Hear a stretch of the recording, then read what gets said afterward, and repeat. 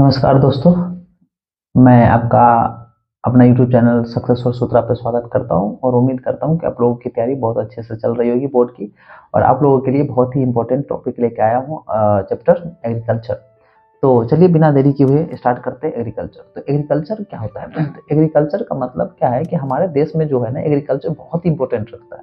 लगभग 2/3 एरिया में हमारे यहाँ एग्रीकल्चर करते हैं लोग। बहुत सारे लोग एग्रीकल्चर पर डिपेंडेंट हैं और मैक्सिमम लोग जो है ना एग्रीकल्चर पर डिपेंडेंट है। और यहाँ पे लगभग हम इसीलिए हम लोग कहते हैं कि भारत एक कृषि प्रधान देश है। यहाँ पे एग्रीकल्चर की ज़्यादातर देखने को मिलती है।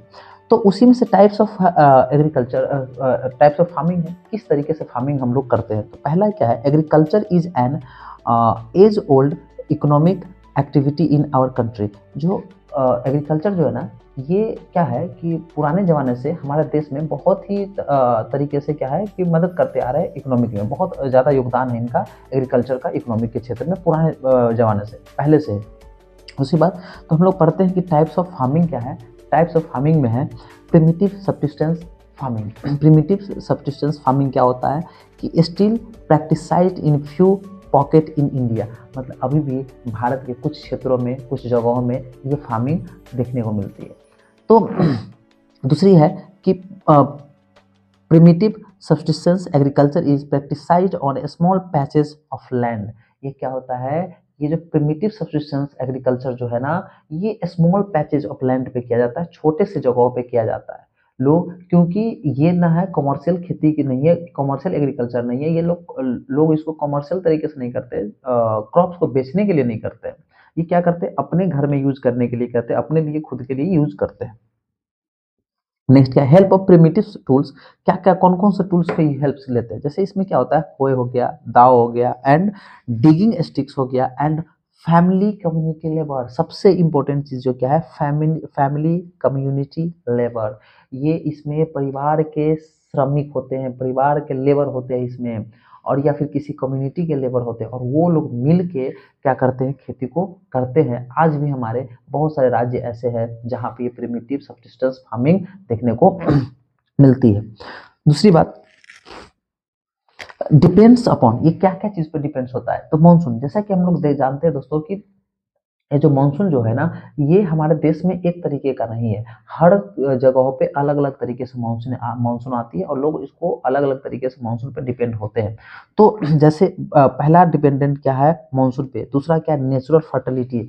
अब वो ऑफ द सॉइल, सॉइल की नेचुरल फर्टिलिटी कैसी है, उस सॉइल पे एग्रीकल्चर होने लायक है या नहीं है, उसकी फर्टिलिटी पावर अच्छी है या नहीं है। इस सब को देखते हुए लोग वहाँ पे एग्रीकल्चर करते। नेक्स्ट क्या है, अदर इन्वायरमेंटल कंडीशन। और कुछ इन्वायरमेंटल कंडीशन जो होते हैं, जहाँ पे एयर होता है, रेन होता है, या फिर टेम्परेचर का होता है, ये सब चीजें जो क्या है, अदर इन्वायरमेंटल कंडीशन है। नेक्स्ट क्या है, it is a slash and burn agriculture. इसको स्लैश और बर्न एग्रीकल्चर भी कहते हैं। क्यों कहते हैं, क्योंकि जब लोगों को खेती करनी होती है तो लोग क्या करते हैं, एक छोटे से स्मॉल एरिया को क्या करते हैं, वहां पे क्लीन करते हैं। और क्लीन कैसे करते हैं, तो उसको आग लगा देते हैं, और आग लगा के वहां के जगहों को क्लीन कर देते हैं। इसलिए इसका नाम पड़ा स्लैश एंड बर्न एग्रीकल्चर। उसके बाद क्या है, clear a patch of land and produce cereals and other food crops to sustain their family. और क्या करते हैं, एक छोटे से लैंड को क्लीन करते हैं, और वहां पे क्या करते हैं, cereals उगाते हैं, क्रॉप्स उगाते हैं, और अपने फैमिली के भरण पोषण के लिए उस क्रॉप्स का यूज करते हैं। ठीक है। नेक्स्ट क्या है, सॉइल फर्टिलिटी डिक्रीजेज। वहां पे क्या होता है, the farmers shift and clear a fresh patches of land. Farmer क्या करते हैं, सॉइल फर्टिलिटी डिक्रीजेज होने की वजह से वहां पे क्या करते हैं, एक जगह को जलाते हैं, एक जगह पे जितने भी प्लांट्स होते हैं, ग्रासेज होती है, उसको जला के क्या करते हैं, वहां पे खेती करते हैं। और वहां पे एग्रीकल्चर करने के बाद क्या करते हैं, फिर उसके दूसरे जगहों पे क्या करते हैं, एग्रीकल्चर करते हैं। तो फिर इससे क्या फायदा क्या होता है, ऐसा करने से फायदा ये होता है कि जो सॉइल की जो फर्टिलिटी पावर होती है ना, वो फिर से रिटेन हो जाती है। जैसे ही रिटेन कैसे होगी, जैसे जलाया, एग्रीकल्चर किया, उस लैंड को छोड़ दिया कुछ दिनों तक, तो बारिश वारिश हुई, तो वहां पे नए नए ग्रास आ गए, नए नए प्लांट्स आ गए। प्लांट आया तो फिर क्या होगा कि वहां की फर्टिलिटी पावर फिर से रिटेन हो जाएगी। दूसरी बात, लैंड प्रोडक्टिविटी इज लो। वहाँ की लैंड प्रोडक्टिविटी लो होती है, और लो होने का रीजन क्या है, तो वहाँ पे लोग, वहाँ के जो लोग किसान खेती जो करते हैं ना, फार्मर्स जो एग्रीकल्चर करते हैं, वो फर्टिलाइजर का यूज नहीं करते हैं, पेस्टिसाइड्स का यूज नहीं करते हैं, वो लोग नेचुरली तरीके से एग्रीकल्चर करते हैं, प्राकृतिक तरीके से। उसमें कोई भी पेस्टिसाइड्स यूज नहीं होता, उसमें कोई भी फर्टिलाइजर यूज नहीं होता है। अदर मॉडर्न इनपुट्स, और ना कोई मॉडर्न इनपुट्स का यूज करते, जैसे हो गया कि थ्रेशरिंग करना, मतलब हाथ से उसको खुदाई नहीं करना, खेतों को जुताई करना, ये सब चीजें हो गया। इरिगेशन करना, ये सब इरिगेशन, ज्यादातर इरिगेशन देखने को मिलती है, और पानी वानी जो डाल के कुआं तालाब से लोग उसको खेती करते हैं। नेक्स्ट क्या है, it is known by different names in different parts of the country. इसको देश के अलग अलग जगहों पे अलग अलग नाम से भी जाना जाता है। तो चलिए देखते हैं हम लोग इसको अलग अलग जगहों पे किस नाम से जाना जाता है। ठीक है,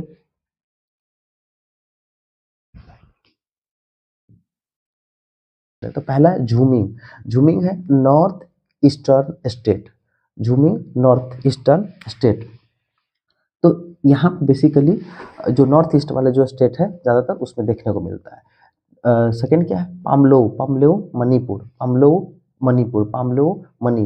पाम मनी मतलब पाम ऑयल जो होता है वो क्या देता है, मनी। तो मतलब पामलो मणिपुर। दीपा। दीपा नाम से चलता है छत्तीसगढ़, अंडमान एंड निकोबार। दीपा मतलब छत्तीसगढ़ और अंडमान एंड निकोबार।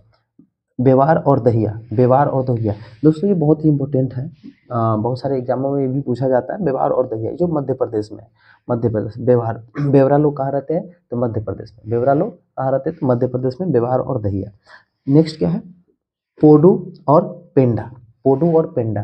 पोडू और पेंडा थोड़ा नाम से ही अजीब से सुनने में लगता है, इसलिए आंध्र प्रदेश का हो जाएगा। अंधा लोग कैसा होगा, पोडू होता है, पेंडा होता है। पोडू पेंडा आंध्र प्रदेश। पामा डाबरी और कोमन और ब्रिंगा। पामा डाबी, कोमन और ब्रिंगा ये उड़ीसा में। पामा डाबी, कोमन और ब्रिंगा ये आपको उड़ीसा में। पामा डाबी, कोमन और ब्रिंगा उड़ीसा में। 2-3 बार आप रिपीट करेंगे नाम को तो मुझे उम्मीद है कि आप लोग को अच्छे से समझ में आएगी। नेक्स्ट क्या है, कुमारी। कुमारी वेस्टर्न घाट। ये कुमारी जो है वेस्टर्न घाट, हम जब ईस्टर्न घाट वेस्टर्न घाट क्लास 9th में पढ़ना है ज्योग्राफी में, तो वो जो वेस्टर्न घाट है उसमें क्या है, कुमारी। कुमारी वेस्टर्न घाट। वालरे और वाल्ट्रे। वालरे और वाल्ट्रे साउथ ईस्ट राजस्थान।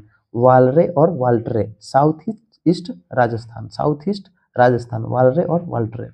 खील। खील मतलब हिमालयन बेल्ट, जो हिमालयन बेल्ट है उसके आसपास के एरिया में जो खेती होती है उसको बोलते हैं खील। और कुरुबा। कुरुबा क्या है, झारखंड। ये भी पूछा जा चुका है, कुरुबा इन झारखंड। कुरुबा का